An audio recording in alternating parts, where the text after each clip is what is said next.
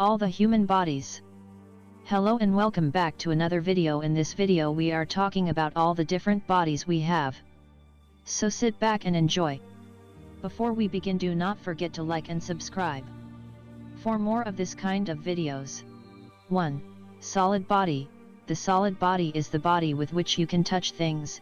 It is the body of the third and fourth dimension. It is what we know most and can see. 2. Light body. The light body is the inner light that you radiate. It hews down lower and dark entities from yourself. You don't have to be spiritual awakened, every human can see it. How? You just look at a point on the body and stay staring at the point, and on the sides of the human body you will see a white light around him or her. 3. Astral body. With the astral body you can leave your physical body. If you learn this technique, you can contact with other dimensional beings. Astral body is a subtle body posited by many philosophers, intermediate between the intelligent soul and the mental body, composed of a subtle material. The concept ultimately derives from the philosophy of Plato. It is related to an astral plane, which consists of the planetary heavens of astrology. The term was adopted by 19th century theosophists and Neo-Rosicrucians.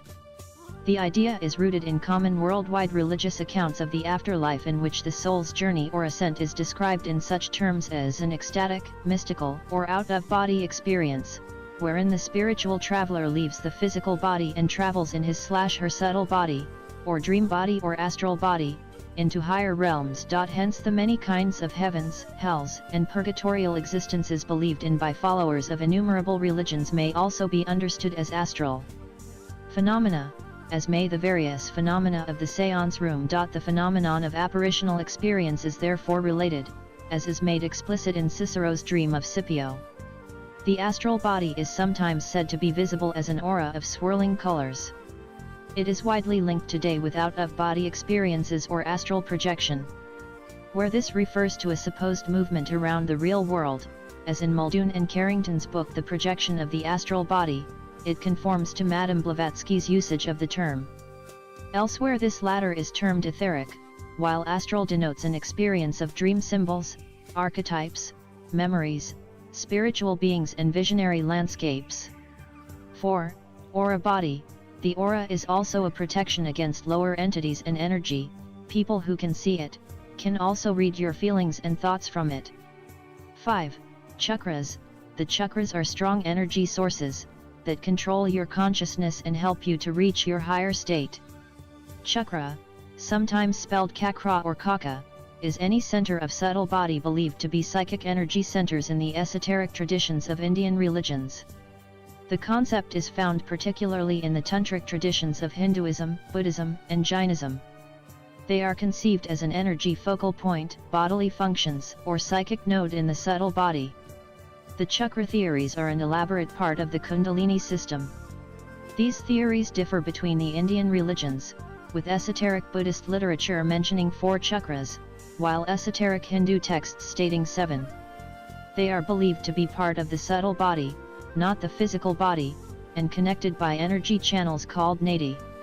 In the Kundalini version of yoga, breath exercises focus, in part, on mastering and channeling energy through chakras. 6. Higher self. Your higher self is your union with you and the universe. If you are in it to open your 7th chakra, and to place your commitment with your higher self, you have complete control over your thoughts and actions, and your commitment to God.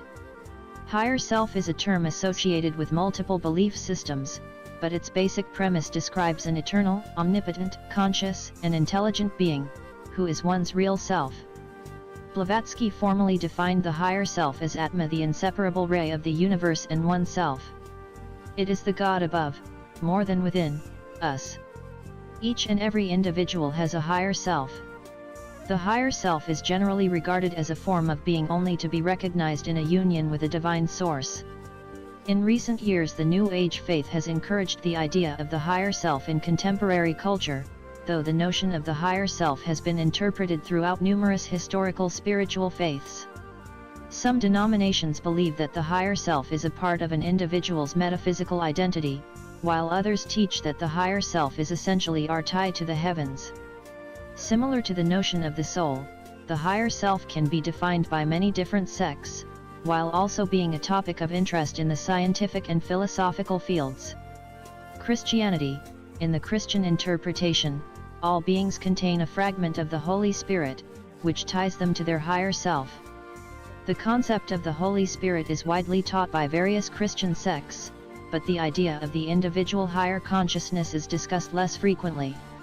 Christian theology adheres that the higher self is what connects one to God, and thus one must honor and keep one's higher self pure by following the ethical guidelines outlined in the scriptures.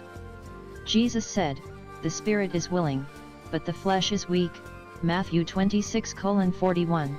A central tenet of Christianity is that the body is still under the bondage of sin and is therefore imperfect, unlike the higher self, which remains untainted. In Buddhism, the Nirvana Sutra describes the notion of higher self. In Hinduism, the higher self is one and the same with the jiva or individual self. With this perspective, the Hindu faith generally teaches that the higher self, or Atman, is not an object possessed by an individual, rather the self is the subject which perceives. In his book, The Higher Self, Deepak Chopra utilizes the views of the Hindi denomination to support his claims concerning the divine force that is acquired with the awareness of the self. Hinduism teaches that through the examination of self-knowledge, or Atmajanana, one can attain salvation by comprehending the true self. New Age. Most New Age literature defines the higher self as an extension of the self to a godlike state.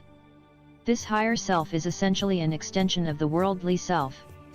With this perspective, New Age text teaches that in exercising your relationship with the higher self, you will gain the ability to manifest your desired future before you. In other words, the self creates its own reality when in union with the higher self. In numerous reports concerning the higher self, the practice of meditation or channeling to contact the higher self is highly encouraged.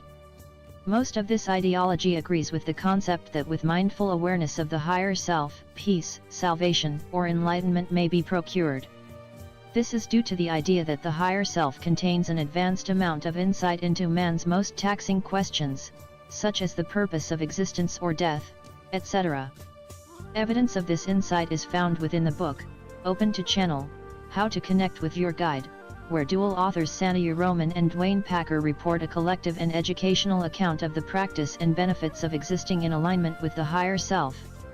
This piece cites views from numerous practitioners of meditation and channeling who claim a consistent result of newly acquired peace and intuition. Essentially, the idea behind this practice is that through spiritual exposure, a person can make a conscious connection with their higher self or other higher beings. In this state, the meditator is free to tap into this higher intelligence in order to develop a more enlightened perspective on world matters.